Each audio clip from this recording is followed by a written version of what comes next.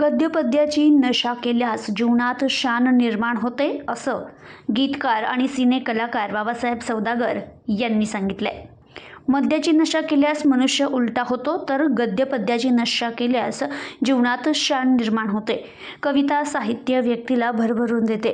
साहित्यिकांना समाजात धनसंपत्ती, मान सन्मान आणि प्रतिष्ठा मिळवून देते. शाल्मली ललित ग्रंथाच्या रूपानं मराठी साहित्याला आणखी एक अलंकार प्राप्त झालाय, असं प्रतिपादन गीतकार आणि सिने कलाकार बाबासाहेब सौदागर यांनी केलंय. सामाजिक आणि सौंदर्यशास्त्र अंतर्भूत असलेल्या तसेच मानवी जीवनाचे मूळ सांगणाऱ्या गणराज प्रकाशन प्रकाशित लेखक पद्मनाभ हिंगे लिखित शाल्मली ललित ग्रंथ पुस्तकाचं प्रकाशन अहिल्यानगर शहरातील चितळे रोड येथील जिल्हा वाचनालयाच्या लोकमान्य टिळक सभागृहात संपन्न झालं. यावेळी सौदागर बोलत होते. सावित्रीबाई फुले पुणे विद्यापीठ पुणे मराठी अभ्यास मंडळाचे अध्यक्ष डॉक्टर संदीप सांगळे यांच्या अध्यक्षतेखाली संपन्न झालेल्या या कार्यक्रमावेळी ज्येष्ठ साहित्यिक तथा कवी चंद्रकांत पालवे, मसापचे केंद्रीय सदस्य जयंत येलुलकर, नेत्रदूत जालिंदर बोरुडे, साहित्यिक स्वाती अहिरे, अमोल इथापे, लेखक पद्मनाभ हिंगे, प्रकाशक प्राध्यापक गणेश भगत आदींसह नगर शहरातील साहित्यप्रेमी आणि हिंगे परिवार मोठ्या संख्येनं उपस्थित होते. पुढे बोलताना सौदागर म्हणाले की कवितेचे प्रवाह बदलत चालले असून खोट्या कविता मनाला भिडत नाही.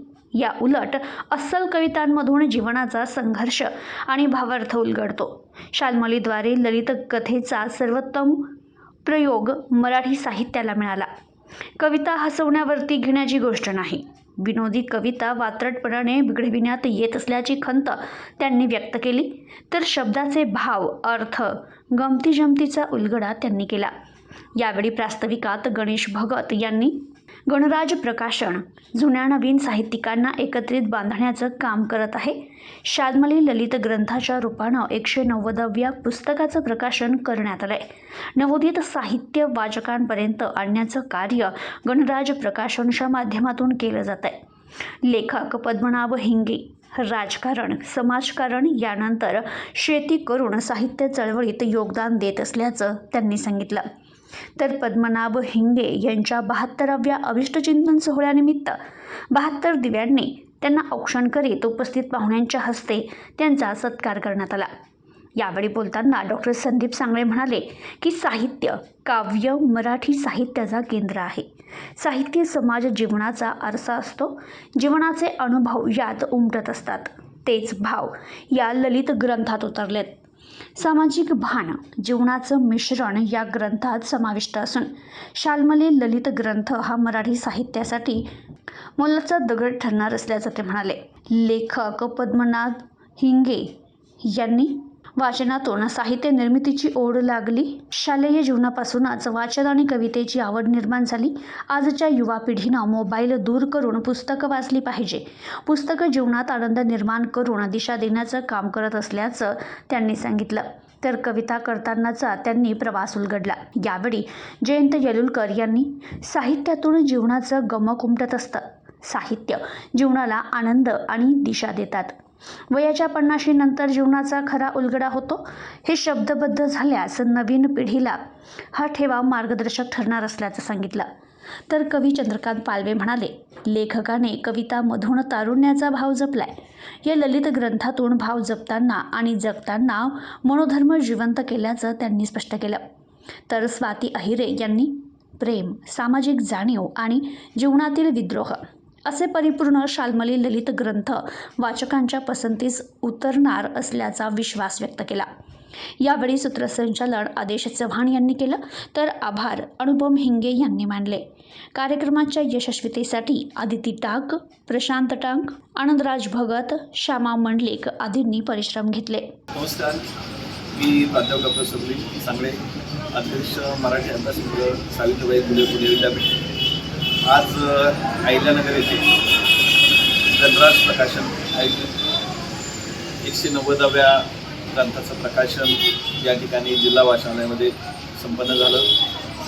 पद्मनाभ हिंगे लिखित शाल्मली या ललित गद्य असलेल्या संग्रहाचं प्रकाशन सोहळ्याच्या निमित्तानं ज्येष्ठ कवी, गीतकार अहमदनगर जिल्ह्याचं भूषण असलेले आदरणीय बाबासाहेब सौदागर सर, माननीय गणेशजी भगत सर आणि इतर मान्यवर मित्र हो, खऱ्या अर्थानं ग्रामीण भागामध्ये खरी गुणवत्ता आहे असं म्हटलं जातं. आमच्या अहिल्यानगर जिल्ह्यातील खेड्यापाड्यामध्ये सुद्धा आता नवे लेखक, नवे कवी, नवे प्रतिभावंत लोक उदयास येत आहेत. त्यांच्या हातून उत्तमोत्तम साहित्याची निर्मिती होती की निश्चितपणे अभिजात मराठी भाषा दर्जा मिळाच्या पार्श्वभूमीवरती अतिशय आनंदाची आणि अतिशय आशादायी अशी बाब आहे. पद्मनाभ हिंगे यांनी अतिशय सुंदर प्रकारची कलाकृती, विशेषतः काव्य आणि ललित गद्याच्या माध्यमातून जी आज निर्माण केली आणि जिचं प्रकाशन आज आमच्या हस्ते झालं.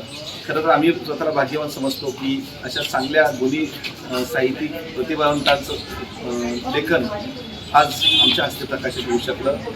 अतिशय चांगल्या, अतिशय प्रतिभावंत आणि अतिशय गुणी कलावंतांना शोधण्याचं काम गणराज प्रकाशनचे माननीय श्री गणेश भगत या ठिकाणी करत आहेत. आज त्यांच्या प्रकाशनाच्या वतीने 190व्या ग्रंथाचं प्रकाशन होत असताना अशीच उत्तरोत्तर प्रकाशनाची आणि साहित्याची भरभराट होत जाऊ, साहित्यामध्ये नवनिर्मिती होत राहो, साहित्यामध्ये सर्जनशीलता निर्माण होत राहो अशी प्रांजळ भावना या निमित्ताने मी व्यक्त करतो आणि पुढील वाटचालीसाठी लेखकांच्या आणि प्रकाशकांच्यासाठी शुभेच्छा देतो. धन्यवाद. यांनी हे अत्यंत सुंदर आणि देखणं असं पुस्तक निर्माण केलं. पद्मनाभजी हिंगे यांच्या ललित कथा या वेगळ्या साहित्य प्रकारातील हे पुस्तक प्रकाशित झालेले आहे. या पुस्तकामध्ये तरल आणि भावस्पर्शी अशा कविता आहेत. विशेषतः सौंदर्यवादी सगळ्या कविता आहेत. कविता ज्या मागची निर्मिती प्रक्रिया, त्यानंतर अनेक आठवणी आणि या सर्व आठवणी त्यांनी कथा रूपामध्ये ललित पद्धतीनं मांडलेल्या आहेत. अत्यंत देखणं पुस्तक महाराष्ट्राला त्यांनी दिलेलं आहे. माझी सर्व वाचकांना विनंती राहील की आपण हे पुस्तक खरेदी करून अवश्य वाचावं.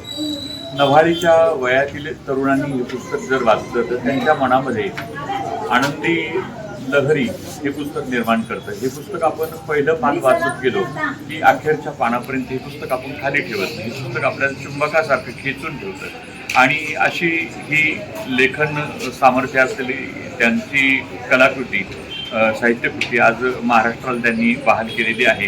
या पुस्तक प्रकाशनाच्या निमित्तानं सावित्रीबाई फुले पुणे विद्यापीठ अभ्यासक्रम मंडळाचे सन्माननीय अध्यक्ष, एक अत्यंत प्रतिभासंपन्न आणि तरल असं व्यक्तिमत्व माझे परममित्र प्राध्यापक डॉक्टर संदीपजी सांगळे यांच्या हस्ते हे प्रकाशन झालेलं आहे. आणि या कार्यक्रमासाठी अहमदनगरचे ज्येष्ठ कवी चंद्रकांतजी पालवे, जे आमचे सर्वांचे गुरु आहेत, ज्यांच्या पोटाला धरून आम्ही कविता लिहायला शिकलो, तेही आज या कार्यक्रमासाठी प्रमुख पाहुणे म्हणून उपस्थित होते. अनेक मान्यवरांच्या उपस्थितीमध्ये हा प्रकाशन सोहळा या ठिकाणी संपन्न झालेला आहे. आणि महाराष्ट्रातील नवी पिढी चांगले पुस्तकं वाचते आहे आणि अशा लोकांच्या हातामध्ये चांगलं पुस्तक पडावं यासाठी गणराज प्रकाशनाने केलेला हा प्रयत्न मला अत्यंत गौरवास्पद वाटतो. म्हणून मी या प्रकाशन संस्थेला आणि या पुस्तकाचे लेखक आमचे कविमित्र आदरणीय पद्मनाभजी हिंगे आणि प्रकाशक प्राध्यापक गणेशजी भगत यांना मनपूर्वक शुभेच्छा. आज गणराज प्रकाशन अहिल्यानगर या प्रकाशनाच्या वतीने पद्मनाभजी हिंगे यांच्या 190व्या पुस्तकाचा प्रकाशन सोहळा या ठिकाणी संपन्न झाला.